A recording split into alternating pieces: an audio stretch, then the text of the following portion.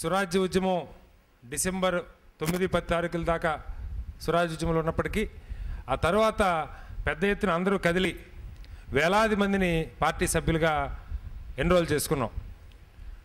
దాదాపు 80 పైగా నియోజకవర్గాల్లో ఏదైతే మనం 120 మంది యాక్టివ్ మెంబర్స్ అనుకున్నామో దాన్ని క్రాస్ చేయగలిగాం. అక్కడి నుంచి మొదలుపెట్టి ఎన్నికల ప్రక్రియ మొత్తంగా నియోజకవర్గాలు, అక్కడి నుంచి డెలిగేట్లు, జిల్లా జనరల్ కౌన్సిల్సు, జిల్లా ఆఫీస్ బేరర్ల ఎన్నిక, రాష్ట్ర జనరల్ కౌన్సిల్సు, రాష్ట్ర ఆఫీస్ బేరర్ల ఎన్నిక, జిల్లా జరుగుతున్నప్పుడే రాష్ట్ర అధ్యక్ష ఎన్నిక జరిగాయి. ఈరోజు ఒక 9 రాష్ట్ర ఆఫీస్ బేరర్ పోస్టులకి ఎన్నిక జరిగింది. ఓటింగ్ అయిపోయింది, కౌంటింగ్ అవుతున్నది. నాకు స్పష్టంగా కనపడింది ఏంటంటే పార్టీ కార్యక్రమాలు, రోజువారీ మనం చేస్తున్న కార్యక్రమాలతో పాటుగా ఎన్నికలు నాయకత్వాన్ని పెంచుతాయన్నది ఇప్పుడే జేపీ గారు అడుగుతూ ఉన్నారు, యువత ఎంతమంది వచ్చారని.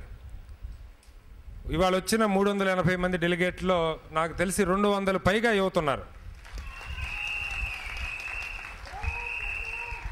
దాదాపు 100 మంది. ఇందాక అక్కడ మంచి గ్రూప్ ఫోటో నాకు కళ్ళ నిండుగా ఉంది. జేపీ గారు చూస్తుంటే ఇంకా ఆయనకు అన్నం అక్కర్ లేకుండా ఉండేది.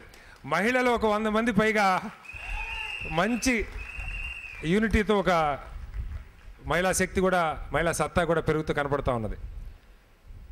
ఈ ఉత్సాహం పూర్తిగా ఇదే స్థాయిలో మనం 2014 దాకా కొనసాగించగలిగినట్టుగైతే మన ఎన్నికలకి ఎంత ఉత్సాహంతో పనిచేసామో దానికి 10 రెట్ల ఉత్సాహంతో జనరల్ ఎన్నికలకి మనం పోటీ పడాలి. అంత ధీటుగా, అంత శక్తి పెట్టి మనం పనిచేయాలి. 10ల సంఖ్యలో ఫలితాలు మనం తీసుకురావాలి. ఈ ఎన్నికల్లో అక్కడక్కడ కొన్ని అపశృతులు దొల్లినాయి, కొన్ని తప్పులు జరిగినాయి. ఆఫీసుల్లో కొన్ని జరిగి ఉండొచ్చు, వ్యక్తులుగా మనం అందరం కొన్ని తప్పులు చేసి ఉండొచ్చు. ఒకళ్ళనొకళ్ళం మన్నించుకుందాం. ఒక పాజిటివ్ దృక్పథంతో పాజిటివ్గా అర్థం చేసుకునే ప్రయత్నం చేద్దాం. ఎన్నికల వేడి ఈ సాయంత్రంతో చల్లారిపోవాలి. రేపొద్దుటి నుంచి ఎక్కడికక్కడ మళ్ళా ఒకే కుటుంబంలాగా మనం అందరం కలిసి పని చేసుకోవాలి. దానికి ఇక్కడున్న ప్రతి ఒక్కళ్ళు సిద్ధం అవుతారని నేను మనస్ఫూర్తిగా ఆశిస్తూ ఉన్నాను.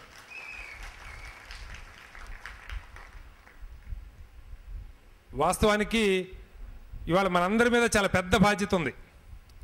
మనం మోయలేనంత బాధ్యత ఉన్నది.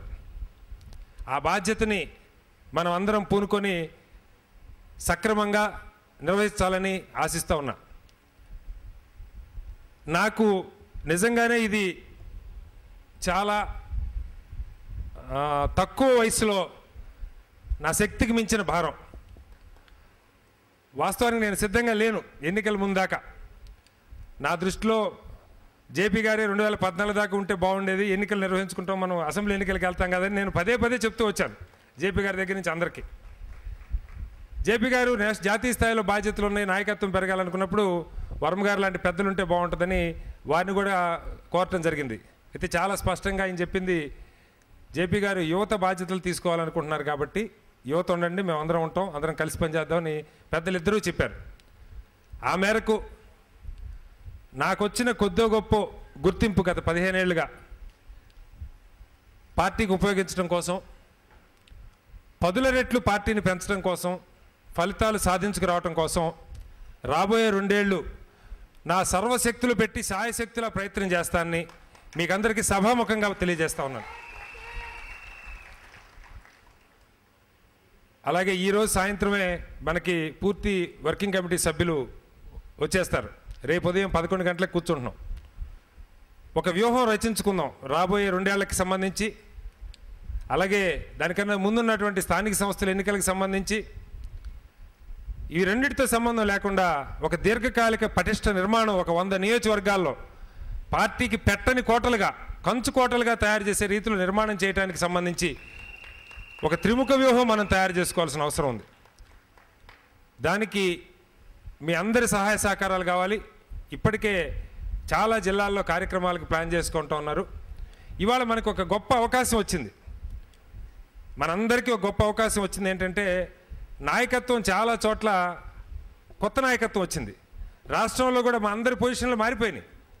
ఏ ఒక్కళ్ళను దాదాపుగా చాలామంది ఒకళ్ళిద్దరు ఏదైనా ఎక్సెప్షన్ ఉందేమో కానీ అందరం కూడా పొజిషన్లు కూడా మారిపోయినాయి. కాబట్టి ఒక కొత్త ఉత్సాహం తెచ్చుకోవడానికి అవకాశం ఉంది. పార్టీ ఇప్పటిదాకా నిన్న రాత్రి కూడా నేను 2-3 ఈ ఎలక్షన్ అయిపోయిన తర్వాత ప్రెసిడెంట్గా గెలిచిన తర్వాత 2-3 ఛానల్స్లో డిస్కషన్స్కి వెళ్ళినప్పుడు కూడా వాళ్ళంతటి వాళ్ళే మనం అడగకుండానే చెప్తా ఉన్నారు, మేము ఊహించలేదండి కాంగ్రెస్ ఎట్లా ఒక పార్టీ వ్యక్తి నాయకత్వం, తెలుగుదేశం ఎట్లా ఒక వ్యక్తి నాయకత్వం, లేకపోతే కుటుంబ నాయకత్వం, లోక్సత్తా కూడా మరి జయప్రకాష్ నారాయణ గారు ఉన్న తర్వాత ఆయన అధ్యక్షుడు ఉంటాం అనుకున్నాం, కానీ ఇదేదో తమాషాగా ఉంది, ఆయన ఉండగా ఇంకొకరు అధ్యక్షులు ఏంటి పార్టీకి అని చెప్పి రాష్ట్రం అంతా ఈ చర్చ జరుగుతూ ఉంది. ఒక పార్టీలో కేవలం పనిచేసిన ఆధారంగా 15 ఏళ్ల నుంచి పనిచేసిన ఆధారంగా మళ్ళీ ఎంతోమంది పనిచేసాం, పార్టీ అధ్యక్షుడు అయ్యేటువంటి అవకాశం మిగతా పార్టీల్లో కళ్ళ కూడా మనం ఊహించలేం. ఎన్నాళ్ళు చేసిన పల్లకీలు మోసే బోయలుగానే ఉంటారు తప్ప పార్టీ నాయకత్వానికి, అందున రాష్ట్ర అధ్యక్ష స్థానానికి ఒక మధ్యతరగతి యువకుడు నాలాంటి వాడు ఎన్నిక కావటం అన్నది కళలో కూడా ఇంక వేరే ఏ పార్టీలో కూడా ఊహించలేని అంశం. ఇది మన 400 మంది మధ్య ఉంటే చాలదు. ఈ మాట పదే ఇక్కడున్న ప్రతి ఒక్కళ్ళం, బయట ఉన్న వేలాది మంది లక్షలాది మందికి మనం తెలియజెప్పాలి. ఎస్, ఇది వేదిక, ఇలాంటి పార్టీ వేరే పార్టీలో అవకాశం ఉందా, ఒక నియోజకవర్గంలో అవకాశం ఉందా, ఎమ్మెల్యే వాడు చచ్చిపోతే వాడు కొడుకో కూతురో కోడలో భార్యో వీళ్ళు తప్ప రెండో వ్యక్తికి నాయకత్వం నియోజకవర్గ స్థాయిలో అందించలేని పార్టీలు ఉన్నటువంటి ఈ రోజుల్లో ఒక పార్టీ రాష్ట్ర అధ్యక్షుడిని ఎలాంటి సంబంధం లేకుండా, జేపీ గారికి నాకు కుటుంబ సంబంధం లేదు, నా దగ్గర కోర్టులు లేవు, లేకపోతే వేరే ఏమి లేవు, ఇవే. కాబట్టి ఇది మనం స్పష్టంగా అర్థమవుతుంది. నిన్న ఇంకొక ఛానల్లో కూడా ఒక ఆయన అడిగారు, జేపీ గారు కావాలనుకుంటే మీరు అధ్యక్షుడు అయ్యారా, అనుకుంటేనే కదా అధ్యక్షుడు అంటారని. నిజంగా జేపీ గారు ఎవరు కోటేశారో కూడా నాకు తెలియదండి. వాస్తవం మనందరికీ తెలుసు, మనకి ప్రజాస్వామ్యబద్ధంగా ఎన్నిక జరిగింది, ఎన్నికలో ఓటు వేసి ఎన్నిక ద్వారా మనం ఎన్నికయ్యాం. కాబట్టి ఈ ఎవరు ఎన్నికయ్యారనేది అప్రస్తుతం. ఎన్నిక ప్రజాస్వామ్యబద్ధంగా జరుగుతూ ఉంది, పార్టీలో కొత్త నాయకత్వం వస్తుంది, యువతకు అవకాశాలు ఉన్నాయి అన్నది మనం జనం దగ్గరికి తీసుకెళ్ళాలి, ఆ వర్గాల దగ్గరికి తీసుకెళ్ళాలి. ఇవాళ ఎవరికైతే ఒక మంచి పరిపాలన అవసరం ఉందో, ఎవరికైతే లోక్సత్తా లాంటి వేదిక కావాలో అలాంటి వాళ్ళందరికీ దీన్ని వేదికని చేయటమే మన ముందున్నటువంటి తక్షణ కర్తవ్యం. దానికి మనం నడుం బిగించాలి. ఈ రాబోయే 2 ఏళ్ళు ఇక్కడున్న ప్రతి ఒక్కళ్ళం 10 రెట్లు పనిచేసి ఒక వ్యూహాత్మకంగా, మనకి లక్షల మంది నాకు తెలిసి మనం అడిగితే వాలంటరీగా టైం ఇచ్చే కార్యకర్తలు ఉన్నారు. ఈ పార్టీ చేసుకున్నటువంటి గొప్ప పుణ్యం అది. ఇక వేరే ఏ పార్టీకి 100 రూపాయలు ఇవ్వకుండా గడపలోంచి కాలు బయటపెట్టే పరిస్థితి లేదు, కదిలితే డబ్బు లేకుండా పని జరిగే పరిస్థితి లేదు. మనం అడగకుండా మనం వాళ్ళని ఇన్వాల్వ్ చేసుకుని గౌరవించుకుంటే పనిచేసేవాళ్ళు లక్షల్లో ఉన్నారు. ఇవాళ వేలల్లోనే ఉండొచ్చు మన దగ్గర, కానీ సమాజంలో లక్షల్లో ఉన్నారు. ఆ లక్షల మంది ఇచ్చే కొద్దిపాటి సమయాన్ని ఈ పార్టీకి లింకప్ చేసుకొని ప్రొడక్టివ్గా దాన్ని ఉపయోగించుకొని వాళ్ళని గౌరవించుకుంటే ఇవాళ 2 గంటలు టైం ఇచ్చేవాడు రేపు 4 గంటలు టైం ఇస్తాడు. దీన్ని మనం అందరం అమలు పరుస్తామని, ఎక్కడా కూడా వ్యక్తిగత రాగద్వేషాలకు పోకుండా అందరినీ కలుపుకొని వెళ్ళటంలో ఆ ప్రయత్నం నాతోటి ప్రారంభిస్తాను. అలాంటి విజయం సాధించడం కోసం మనం అందరం 2 ఏళ్ళు ఒక తపస్సులాగా ప్రయత్నం చేస్తామని తెలియజేస్తూ మీకు అందరికీ నమస్కరిస్తూ సెలవు తీసుకుంటున్నాను. జై లోక్సత్తా, జై హింద్.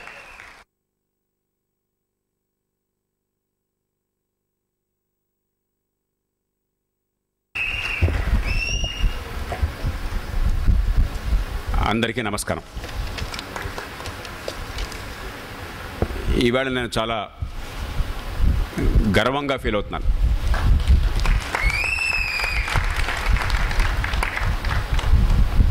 కేవలం కొద్దేళ్ల క్రితం పుట్టినటువంటి ఒక చిన్న పార్టీ, మిగతా వాళ్ళతో పోలిస్తే వనరులు లేని పార్టీ, కొన్ని లక్ష్యాల కోసం నిరంతరం పోరాడుతున్న పార్టీ, వ్యక్తి కంటే పార్టీ మిన్నా, పార్టీ కంటే దేశం మిన్నా అని 100కి 100 పాళ్ళు చిత్తశుద్ధితోనే మేము ఆచరిస్తున్నటువంటి పార్టీ ఈవేళ ఈ దేశంలో అన్ని పార్టీలకు ఆదర్శంగా ప్రజాస్వామ్యబద్ధంగా ఎన్నికై ఆత్మగౌరవంతో, ఎన్నిక వల్ల వచ్చిన విశ్వసనీయతతో తలెత్తుకుని కూర్చున్న ప్రతినిధుల ముందు మాట్లాడడం నేను చాలా గర్వంగా భావిస్తున్నాను. మీ అందరినీ మనసారా అభినందిస్తున్నాను.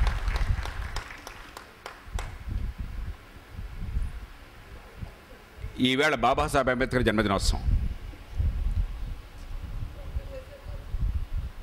ఆయన 3 అంశాల కోసం జీవితం అంతా త్యాగం చేశాడు. ఒక అసాధారణమైన సమాజంలో, ఒక అసాధారణమైన నేపథ్యంలో అంటరానివాడుగా పుట్టినటువంటి బాబాసాహెబ్ ఓ గొప్ప జాతి నిర్మాతగా, జాతి పెద్ద బాపూజీ సరసన ఆయనతో సరిసమానంగా ఈవేళ ఈ దేశంలో, ప్రపంచంలో, మనందరి మనస్సుల్లో ఆయన స్థానం కల్పించుకున్నారు.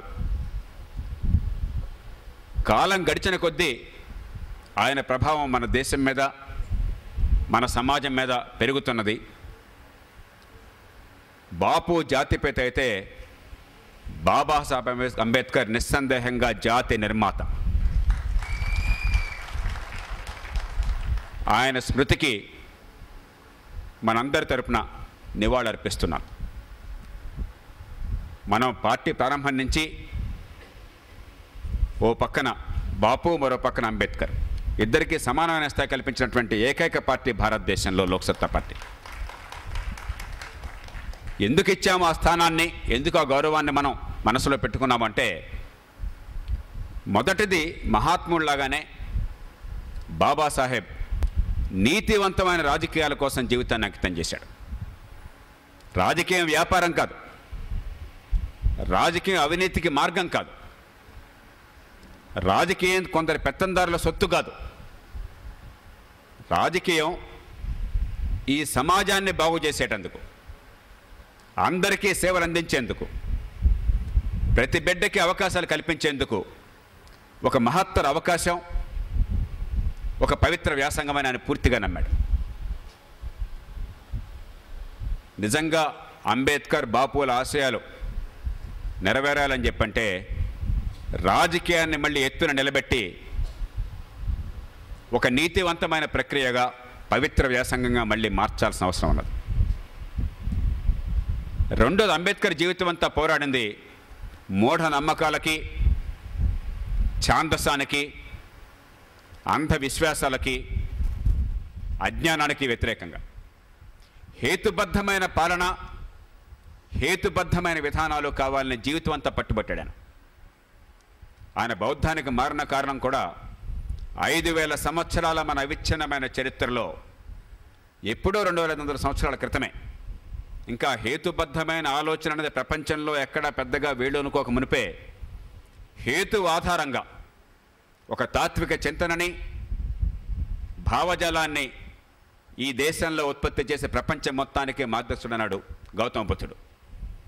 ఆ బౌద్ధాన్ని బాబాసాహెబ్ అనుసరించడానికి కారణం, హేతుబద్ధమైన ఆలోచన సమాజాన్ని ప్రభావితం చేయకపోతే ఆ సమాజానికి భవిష్యత్తు ఉందన్న అవగాహన. ఈవేళ ఏ రంగాన్ని చూసినా, మీరు విద్యుత్ రంగాన్ని చూడండి, రోజు ఉద్యమాలు జరుగుతున్న రంగం. ఏ రకమైన హేతుబద్ధమైన ఆలోచన లేకుండా, జాతి భవిష్యత్తు పట్ల దృక్పథం కానీ అవగాహన కానీ లేకుండా, అయితే తాత్కాలిక రాజకీయ ప్రయోజనాలు, లేకపోతే సందట్లో సడన్గా మనం కూడా మిగతా వాళ్ళతో పాటు గొంతు కలుపుదామని తప్పితే అధికారంలో ఉన్నవాళ్ళు కానీ మిగతా వాళ్ళు కానీ, ఈవేళ కానీ నిన్న కానీ మొన్న కానీ, ఈ జాతి భవిష్యత్తుకి ఈ రంగానికి మధ్య సంబంధం ఏమిటి, సమస్యలు ఏమిటి, పరిష్కారం ఏమిటి, ఆ అన్వేషణ చేయడంలో కానీ, వాస్తవాన్ని చెప్పడంలో కానీ, హేతుబద్ధ విధానాలను అమలు చేయడంలో కానీ పూర్తిగా విఫలమైనారు. లోక్సత్తా పార్టీ ఎప్పుడు బాబాసాహెబ్ని అనుకరించినట్టు అని చెప్పంటే, ఎప్పుడు అనుసరించినట్టు అంటే, హేతుబద్ధమైన ఆలోచనకి, విధానాలకి, తాత్విక చింతనకి పెద్దపీట వేసినప్పుడు. లేకపోతే కేవలం మాటల్లో వాళ్ళ సూక్తులు చెప్పి ఆచరణలో ఏ రకమైన హేతుబద్ధమైన ఆలోచన లేకుండా ఈ ఛాందసానికి, సాంప్రదాయానికి, అజ్ఞానానికి లొంగిపోతే అది అంబేద్కర్ నివాళి కాదనదు. మూడోది, బాబాసాహెబ్ జీవితం అంతా పోరాడింది వివక్ష లేని సమాజం కోసం. లోక్సత్తా పార్టీ పోరాటానికి మూలమే అది, మన పునాది అది. వివక్ష లేని సమాజము, సాంఘిక న్యాయము అని చెప్పంటే ఉపన్యాసాలతో జరగదు, కులాల పంచాయతీలతో జరగదు. కులాన్ని నిర్మూలిస్తేనే, కులం అన్నది ఈ జాతి జీవనంలో ప్రభావితం చూపని స్థాయికి మనం తీసుకొస్తేనే, ఏ కులంలో ఏ కుటుంబంలో బిడ్డ పుట్టినా కూడా ఆ బిడ్డకి ఎదిగే అవకాశాన్ని మనం ఇస్తేనే, ఆ బిడ్డకి అత్యున్నత ప్రమాణాల చదువును కలెక్టర్ కొడుకుతో మంత్రి కూతురుతో సమానంగా అందిస్తేనే, రేపొద్దున ఎవరితో అయినా నన్ను పోటీ పడగలన్న ధీమాని ఆ బిడ్డకి ఇస్తేనే నిజంగా కులాన్ని అంతం చేయగలం, వివక్ష లేని సమాజాన్ని సృష్టించగలం, సాంఘిక న్యాయాన్ని సాధించగలం. నిన్ననే నేను ఒక స్వచ్ఛంద సంస్థతో కూర్చున్నాను. కూకటిపల్లి నియోజకవర్గంతో సహా హైదరాబాద్ నగరంలోనూ రాష్ట్రంలో కొన్ని చోట్ల ఎలా ఉంది విద్య అన్నది నిజాయితీగా మీరు వెలికితేంటి, ఫలితాలు ఎట్లా ఉన్నాయి, పిల్లలు ఏం నేర్చుకుంటున్నారు వెలికితేంటి మనకు తెలుసు. అయినా కూడా మనకు సాక్ష్యాలు కావాలి, వాస్తవాలు తెలియాలి, పరిష్కారాలు అన్వేషించాలి. అన్నీ తెలిసినా మళ్ళీ దిగ్భ్రాంతి కలిగింది. కేవలం 15% మంది పిల్లలు మాత్రమే లోక్సత్తాలో ప్రతి సభ్యుడికి అర్థం కావాలి, సమాజంలో మనసున్న ప్రతి పౌరుడికి అర్థం కావాలి. కేవలం 15-20% మంది పిల్లలు మాత్రమే ఏ తరగతిలో ఉంటే, ఏ స్థాయిలో ఉంటే ఆ స్థాయికి తగ్గ పరిజ్ఞానాన్ని, కనీస పరిజ్ఞానాన్ని వాళ్ళు పొందగలుగుతున్నారు. కేవలం 15% మంది. మార్కులు ఎన్నైనా కనిపించవచ్చు, ర్యాంకులు ఎన్నైనా రావచ్చు, పాస్ పర్సెంటేజ్ ఎంతైనా ఉండొచ్చు, కానీ వాస్తవంగా 5వ తరగతిలో ఉంటే కనీసం 4వ తరగతి పరిజ్ఞానం ఉన్నది, 7వ తరగతిలో ఉంటే 6వ తరగతి పరిజ్ఞానం ఉన్నది, 10వ తరగతిలో ఉంటే 9వ తరగతి పరిజ్ఞానం ఉంది. కనీసం 100కి 15-20 మందికి మాత్రమే, 185 మంది పిల్లలకి, స్కూళ్ళకి వెళ్తున్న పిల్లలకి, స్కూల్లో చదువుకుంటున్న పిల్లలకి ఆ కనీస పరిజ్ఞానం 185 మందికి లేదు. అలాంటి సమాజంలో వివక్షను తొలగించలేం, కులాన్ని నిర్మూలించలేం, అవకాశాలను అందించలేం, పేదరికాన్ని అంతం చేయలేం, ఆత్మగౌరవాన్ని ఇవ్వలేం, సామాజిక న్యాయాన్ని సాధించలేం. మన దగ్గర ఉన్న ఒకే ఒక్క ఆయుధం ఈ సమాజం దగ్గర ఉన్నది, ఈ ప్రభుత్వం దగ్గర ఉంది, రాజకీయం దగ్గర ఉన్నది ఒకే ఒక్క ఆయుధం. ప్రతి బిడ్డకి అత్యున్నత ప్రమాణాల చదువు. డబ్బు కట్టే శక్తి ఉన్నా లేకపోయినా, తల్లిదండ్రులు ఏ కులం వాళ్ళైనా, ఆడపిల్లైనా మగపిల్లాడైనా, హిందువు అయినా ముసల్మాన్ అయినా, దళితుడైనా బలహీన వర్గమైనా, ఆదివాసీ అయినా, గ్రామీణులైనా పట్టణవాసులైనా, ప్రతి బిడ్డకి దేవుడిచ్చిన తెలివితేటలు వికసింపజేసేటువంటి చదువును అందించకపోతే మనం విద్యా హక్కును గురించి మాట్లాడినా, రాజ్యాంగం గురించి మాట్లాడినా, బాబాసాహెబ్ అంబేద్కర్ను గురించి మాట్లాడినా ఆత్మవంచన, పరుల్ని దగా చేయడం మాత్రమే. లోక్సత్తా ఉద్యమం వల్ల, పార్టీ వల్ల ఇంకేం జరగకున్నా ఇదొక్కటి ఈ దేశంలో ప్రతి గుండెలో ప్రవేశిస్తే, దీని ప్రభావం విధానాల మీద, ఆచరణ మీద ఉంటే, ప్రతి బిడ్డకి మంచి ప్రమాణాల విద్య అంది ఆత్మగౌరవాన్ని పెంచి వాళ్ళకి ఆ శక్తినిచ్చి తలెత్తుకునే బతికి ఏర్పాటు చేస్తే అప్పుడు ఖచ్చితంగా వివక్షణ సమాజాన్ని సృష్టిస్తాం. మిగతా అన్ని రంగాల్లో విఫలమైనా కూడా నా మటుకు నేను చాలా సంతృప్తిగా మరణిస్తాను. మనం ఎట్లాగో పదవుల కోసం, పైరవేల కోసం, అధికారం కోసం ఈ ప్రయాస అయితే లోక్సత్తా పార్టీ అక్కర్లా. అందుకోసం ప్రయాసపడే వాళ్ళు చాలామంది ఉన్నారు, దానికోసం ప్రాణాంతకంగా పోరాడే వాళ్ళు ఉన్నారు, కోటాను కొట్టు ఖర్చు పెట్టేవాళ్ళు ఉన్నారు. వాళ్ళల్లో చాలామంది సంపాదిస్తున్నా, కొంతమంది సంపాదన కూడా లేకుండా ఆ పదవీ కాంక్షతో, అధికార లాలస్తో అదో ఉన్మాదంగా భావించి కుటుంబాలను నాశనం చేసుకున్న వాళ్ళు కూడా ఉన్నారు. మనం అక్కర్లే, మనకు లక్ష్యాలు ఉన్నాయి. దానిలో మౌలికమైన లక్ష్యం, ఈ దేశంలో పుట్టిన ఏ బిడ్డ కూడా కన్నీళ్లు కార్చకూడదు, నేను ఫలానా కులంలో కుటుంబంలో పుట్టాను కాబట్టి. మనలో చాలామంది అలాంటి నేపథ్యం నుంచి వచ్చాం. ఈవేళ ఇక్కడ కూర్చున్నాము అంటే, దేశం గురించి ఆలోచన చేస్తున్నాము అంటే మనకు కనీసం మన శక్తి సామర్థ్యాలు వికసించే అవకాశం వచ్చింది. ఈ సమాజానికి గురించి అర్థం చేసినటువంటి ఆత్మస్థైర్యం వచ్చింది. మన కోసం మనం సమయాన్ని కేటాయిస్తే నిజాయితీగా బతకగలమన్న నమ్మకం కలిగింది.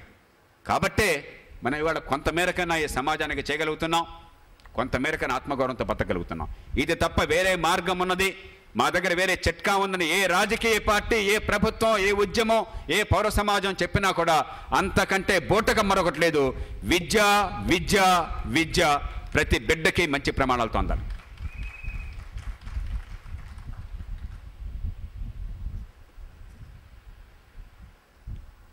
ఇందాక అనుకున్నాం, ఎన్నికలు జరుపుకున్నాం. ప్రజాస్వామ్యం అనేది చాలా సహజంగానే లోపభూయిష్టమైన ప్రక్రియ. ప్రజాస్వామ్యాన్ని ప్రేమించిన ఎటువంటి ఏ తత్వవేత్త, ఏ నాయకుడు ఇది అద్భుతం అనలా. 2 cheers ఫర్ డెమోక్రసీ అన్నారు, 3 cheers అనలా. ప్రజాస్వామ్యం చాలా లోపభూయిష్టమైన వ్యవస్థ అన్నారు, కానీ ఇంతకంటే లోపరహితమైన వ్యవస్థ ఇంకొకటి లేదు కాబట్టి ఇది తప్పదు అన్నారు.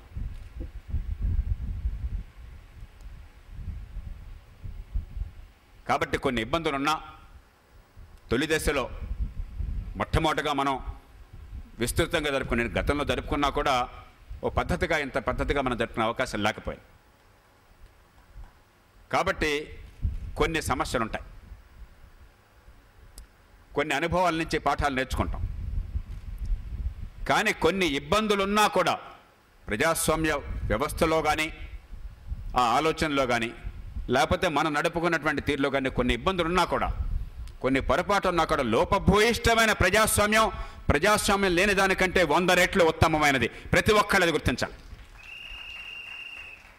100కి 100 పాళ్ళు అద్భుతంగా ఉంటే అది బాగుంది, ఒక్క పాలు తగ్గితే నేను ఎదురు తిరుగుతానని చెప్పంటే, అయ్యా మీకేమన్నా దేవుడి మీద స్వర్గం మీద నమ్మకం ఉంటే స్వర్గానికి వెళితే అలాంటి లోకం దొరుకుతుందేమో. కానీ మానవ ప్రపంచంలో ఏ దేశంలో ఉన్నా, ఏ కాలంలో ఉన్నా కూడా పూర్తిగా లోపరహితమైన సమాజం, లోపరహితమైన వ్యవస్థ, 100కి 100 పాళ్ళు పరిపూర్ణమైనటువంటి వ్యవస్థ ఉండదు. నిరంతరం ఆ పరిపూర్ణత్వం కోసం పోరాటం చేస్తాం. Democracy is an unfinished agenda. It's a work in progress. ఒక పార్టీకి కానీ, ఓ సమాజానికి కానీ, ఓ దేశానికి కానీ, మానవాళికి కానీ ఇది నిరంతర ప్రక్రియ. ఇంకో 500 ఏళ్ళు జరిగాక, ఇంకో 1000 ఏళ్ళు జరిగాక కూడా అరే ఈ ప్రజాస్వామ్యంలో నేను అవకతవకలు ఉన్నాయి, కానీ దీన్ని ఎట్లా బాగు చేద్దామని ఆలోచించే వాళ్ళే ప్రపంచాన్ని మార్చగలరు. కానీ చిచ్చి ఈ దిక్కుమాలిన ప్రజాస్వామ్యం లాభం లేదు, దీనిలో కొన్ని తప్పులున్నాయి కాబట్టి వెంటనే నేను తిరస్కరిస్తున్నాను అనుకునే వాళ్ళు ప్రపంచానికి పనికిరారు. మనం ముక్కు మోసుకుని ఒంటరిగా తపస్సు చేసుకోవాల్సింది అరణ్యాల్లో. ఇది తప్ప మరో మార్గం లేదు. అందుకే నేను గర్వపడుతున్నాను. ఒక స్వతంత్ర ప్రతిపత్తి సంస్థను ఏర్పాటు చేసుకున్నాం. నిజంగా వాళ్ళు నా మాట వినాలన్నా వినే పరిస్థితి లేదు, మీ మాట మన్నించాలని లేదు. వాళ్ళకి నచ్చింది, వాళ్ళ అనుభవం ప్రకారం, వాళ్ళు అర్థం చేసిన ప్రకారం వాళ్ళు చేశారు. ముందు ఒక పార్టీ ధైర్యంగా ఆ పగ్గాలను వాళ్ళ చేతికిచ్చి మేము వదిలేస్తున్నాం, మీరు చేయండి, ఏం జరిగినా మేము భరిస్తామని చెప్పంటే చాలా గొప్ప విషయం. చెక్స్ అండ్ బ్యాలెన్సెస్ అంటే అర్థం అదే. ఎన్నికల సంఘం జాతీయ స్థాయిలో కూర్చుంటే వాళ్ళు చేస్తుందంతా కరెక్ట్ అని కాదు. కానీ మేము ఒక వ్యవస్థను నమ్ముతాం, మేము కొన్ని సాంప్రదాయాలను నమ్ముతాం, మీకు స్వతంత్ర ప్రతిపత్తి ఇస్తాం, తప్పులు జరిగినా పర్వాలేదు, కానీ ఒకే లెవెల్ ప్లేయింగ్ ఫీల్డ్ ఉండాలి. ఈ అనుభవం నుంచి పాఠాలు నేర్చుకుంటామని చెప్పిన ఆ సాహసం మనకి ఉంది. ఆ సాహసాన్ని నేను గర్విస్తున్నాను. దానికి అందరం కూడా లోబడి నడుచుకున్నందుకు మిమ్మల్ని అందరినీ అభినందిస్తున్నాను. ఒక చిన్న పార్టీలో చిన్న కార్యక్రమమైనా కూడా రాశి కంటే వాసి ముఖ్యం, ఈ దేశానికి ఆదర్శాన్ని చూపెట్టే ప్రయత్నం జరుగుతుందని చెప్పిన గుర్తించి పెద్దలు మాధవరావు గారు, కళానిధి సత్యనారాయణ గారు, పద్మనాభరెడ్డి గారు, ఈ ముగ్గురు కూడా ఈ బాధ్యతను తీసుకుని, మామూలుగా ప్రభుత్వంలో ఎన్నికలు జరిగితే కోటాను కోట్ల రూపాయల ఖర్చు, బోళ్ళంత అధికారం, బోళ్ళంత ఆడంబరం ఉంటాయి. ఇక్కడ ఏం ఉండవు, బాధే. అయినా కూడా ఇంత సంక్లిష్టమైన ఎన్నికల ప్రక్రియని సజావుగా నిర్వహించారు. వారందరికీ మీ అందరి తరపున, నా తరపున, ప్రజాస్వామ్య ప్రియులందరి తరపున కూడా మనసారా ధన్యవాదాలు తెలియజేస్తున్నాను.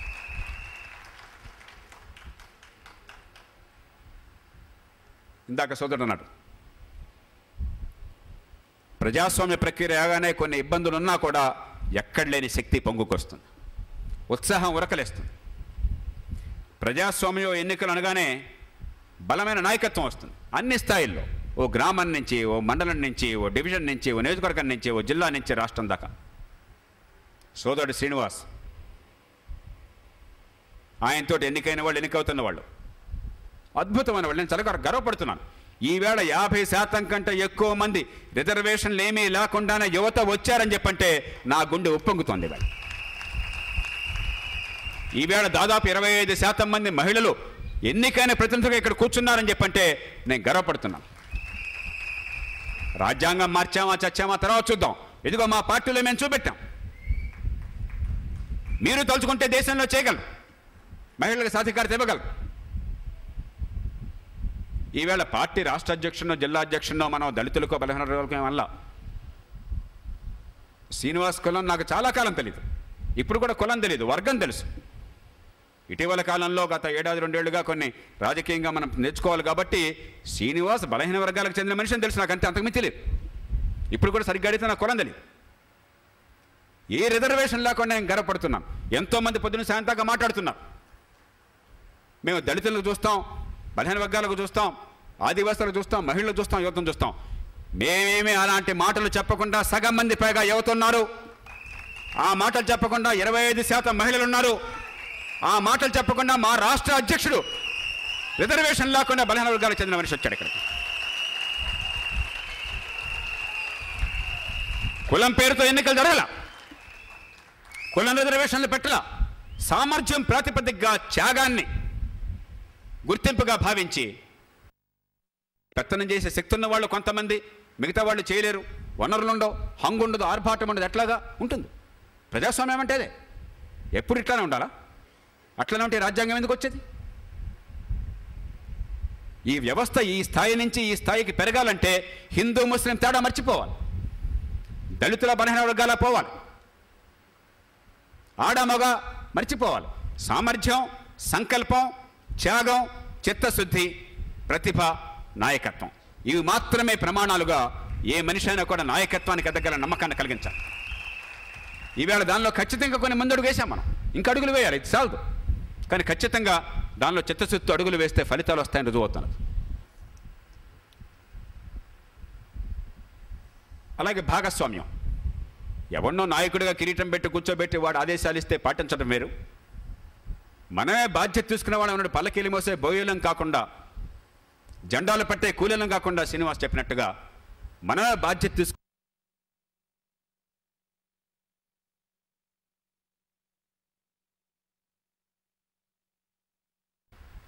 అన్నిటినీ మించి లెజిటిమసీ. ఎంత సమర్థులైన వాళ్ళైనా సరే నాయకత్వంలో ఎవరో తీసుకొచ్చి కూర్చోబెడితే ఉండేటువంటి తీరు వేరు. తోటి వాళ్ళ మద్దతు పొంది, ఇదిగోనయ్యా నీ మీద నమ్మకం ఉంది, భరోసా ఇస్తున్నా, మేమంతా నీకు అండగా ఉంటాం, నువ్వు బాధ్యత తీసుకో అని చెప్పంటే ఉంటే లెజిటిమసీ వేరు. ఇవన్నీ కేవలం ప్రజాస్వామ్య ప్రక్రియలో మాత్రమే సాధ్యం. నిజమే, మనం దీనిలో కొన్ని అనుభవాలు కూడా తీసుకున్నాం. ఉదాహరణకి ఈ సభ్యత్వ నమోదును మరింత బాగా బలోపేతం చేయాలి. ఈ అనుభవం నుంచి దానిలో ఉన్నటువంటి లోటుపాట్లు అర్థం చేసుకుని సరిచేసే ఏర్పాటు కావాలి. ఎన్నికలకు ముందుగానే ఈ సభ్యుల వివరాలన్నీ కూడా ముందుకొచ్చి ఒకవేళ పొరపాట్లుంటే సరిదిద్దే అవకాశం కావాలి. కొన్ని వందల మంది సభ్యులైన వాళ్ళు, ఎగ్జిక్యూటివ్ మెంబర్లైన వాళ్ళు కూడా దీనిలో చోటు చేసుకోలేకపోయినారు. వివిధ కారణాల వల్ల పొరపాటు జరిగినాయి. దురుద్దేశం ఎవరికి ఎక్కడ లేకపోయినా కూడా దానికి ఏర్పాట్లు కావాలి. డెలిగేట్ల ఎన్నికలో మంచి ఉద్దేశంతో మనం పెట్టినా కూడా ఈ ఎన్నికల ప్రక్రియ మార్చాల్సిన అవసరం కనిపిస్తున్నది. ఎందుకంటే ఒకసారి మొత్తాన్ని కూర్చోబెట్టి నాయకత్వాన్ని ఎంచుకుని అందరికీ ఓటిచ్చేస్తే నిజంగా సామర్థ్యం ఉండి, స్థానికంగా బలం ఉండి, పార్టీ కోసం త్యాగం చేసి నాయకత్వాన్ని ఇచ్చే శక్తి ఉన్నా కూడా వాళ్ళు డెలిగేట్లు ఎంపిక కాకపోవచ్చు. అక్కడేదో వర్గం ఉంటుంది, ఆ వర్గానికి చెందిన 100 మందే వచ్చేయచ్చు. 300 మంది అక్కడ ఉన్న 1000 మందిలో వేరే వాళ్ళని కోరుకోవచ్చు. 300 మందికి ప్రాతినిధ్యం లేకుండా పోతుంది. అది మంచిది కాదు పార్టీకి. ఎందరో సామర్థ్యం ఉన్నవాళ్ళు, తెలివితేటలు ఉన్నవాళ్ళు, పార్టీ కోసం ఏమీ ఆశించకుండా త్యాగం చేసిన వాళ్ళు చాలామంది నాకు తెలుసు. స్వయంగా నేను కూకట్పల్లి నియోజకవర్గంలో చూశాను, హైదరాబాద్లో చూశాను, రంగారెడ్డిలో చూశాను, రాష్ట్రం ఇతర ప్రాంతాల్లో చూశాను. ఆ ఉన్నవాళ్ళు డెలిగేట్లు కొంత దీనికి కలగకపోయినారు. కొంతమంది ఈ గొడవ ఎందుకని పోటీకి వెళ్ళకుండా ఉన్నవాళ్ళు. ఇలాంటి వాళ్ళందరినీ మనం కనుక భాగస్వాములను చేయకపోతే నష్టపోయేది మనం. కాబట్టి డెలిగేట్ల ఎన్నికల్లో మంచి పద్ధతులను, మరింత మంచి పద్ధతులను ప్రవేశపెట్టి ప్రతి గ్రామానికి, ప్రతి ప్రైమరీ యూనిట్కి, ప్రాథమిక శాఖకి అక్కడున్న సభ్యత్వాన్ని బట్టి ఇదిగో మా డెలిగేట్ జిల్లాలో, రాష్ట్రంలో మా ప్రతినిధి ఉన్నాడు, మా గొంతుందన్న విశ్వాసం అక్కడ కలగాలి. కేవలం ఒక జిల్లాకి మాత్రమే కాదు.